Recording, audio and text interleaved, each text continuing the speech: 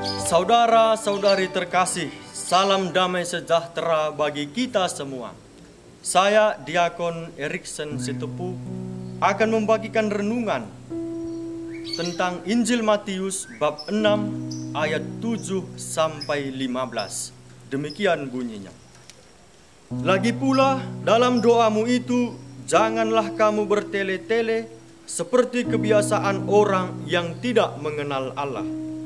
Mereka menyangka bahwa karena banyaknya kata-kata, doanya akan dikabulkan. Jadi, janganlah kamu seperti mereka, karena Bapamu mengetahui apa yang kamu perlukan sebelum kamu minta kepadanya. Karena itu, berdoalah demikian. Bapa kami yang di sorga, dikuduskanlah namamu. Datanglah kerajaanmu, jadilah kehendakmu di bumi seperti di sorga. Berikanlah kami pada hari ini makanan kami secukupnya, dan ampunilah kami akan kesalahan kami, seperti kami juga mengampuni orang yang bersalah kepada kami. Dan janganlah membawa kami ke dalam pencobaan, tetapi lepaskanlah kami daripada yang jahat.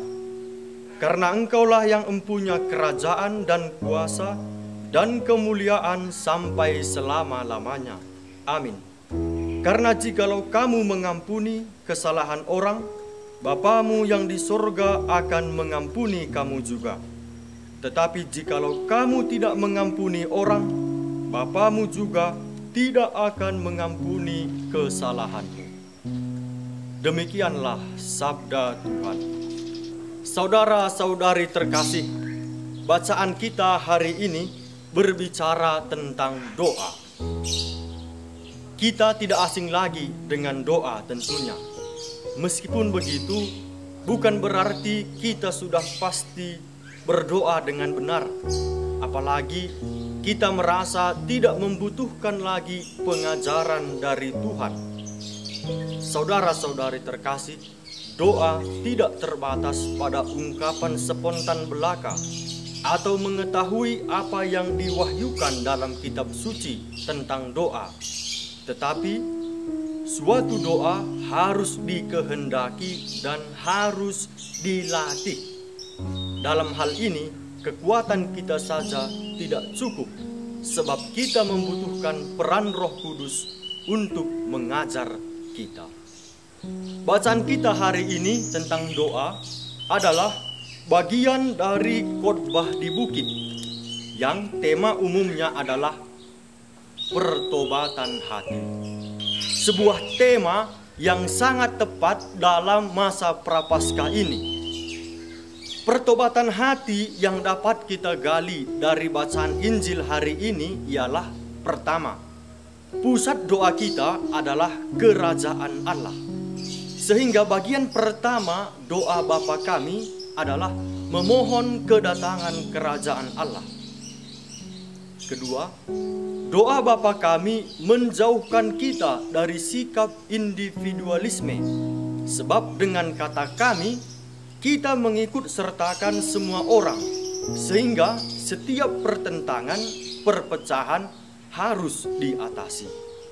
Ketiga, kita diminta untuk berdoa setiap hari dengan segala peristiwa yang kita alami pada hari itu.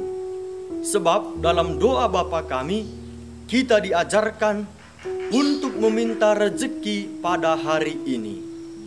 Yang keempat, mengampuni sesama dalam setiap doa kita. Dengan demikian, kita menunjukkan bahwa cinta itu lebih kuat dari dosa. Saudara-saudari terkasih, dalam doa Bapa kami diperlihatkan masa lalu, yaitu ketika kita mohon pengampunan dosa. Masa sekarang, ketika kita meminta rezeki pada hari ini.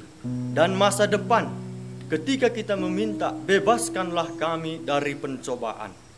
Maka seluruh hidup kita, yaitu masa lalu, masa sekarang, dan masa depan, dipersembahkan kepada Tuhan. Saudara dan saudari terkasih, apakah selama ini kita berdoa sebagaimana yang diajarkan Yesus pada hari ini? Lalu, apa hubungan doa dengan pertobatan hati sebagai tema dari khotbah di bukit? Saudara-saudari terkasih, jika kita dengan segenap hati bertobat, maka kita akan belajar berdoa dalam iman. Artinya, kita berdoa sebagaimana diajarkan oleh Kristus. Ajaran Tuhan Yesus tentang doa dalam Injil hari ini adalah sebuah rahmat bagi kita yang membantu kita datang kepada Bapa sebagai seorang anak dengan penuh kepercayaan. Sebab tidak ada yang mustahil bagi orang yang percaya. Doa Bapa kami juga mengajarkan kepada kita untuk berdoa dengan perantaraan sabda Allah. Sesudah kita merenungkan doa Bapa kami dari Injil Matius, kita dapat bertanya, bagaimana dengan doaku selama ini? Apakah aku berdoa memohonkan kedatangan kerajaan Allah? Apakah kebiasaanku berdoa membuatku semakin bersaudara dengan yang lain? Dan apakah dalam doaku, aku mengampuni sesamaku, bahkan mereka yang membenci aku atau orang yang melukai aku? Di samping doa pribadi, perlu kita ingat bahwa keluarga Kristen adalah tempat pendidikan doa yang pertama, sebab keluarga adalah gereja rumah tangga. Bagaimana dengan keluargaku?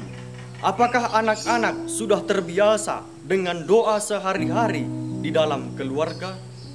Doa sehari-hari dalam keluarga adalah kesaksian pertama bagi anak-anak untuk mengenal bahwa gereja itu hidup, bukan bangunan belaka. Demikian pula kita sebagai anggota lembaga hidup bakti yang mempersembahkan diri sebagai pujian kepada Allah. Perlu kita ingat bahwa tanpa doa, hidup yang dibaktikan kepada Allah tidak akan bertahan dan tidak akan tersebar. Maka jelas bahwa semua orang perlu berdoa, sebab Kristus juga berdoa dan mengajarkan doa, serta memberi teladan berdoa kepada kita. Semoga amin.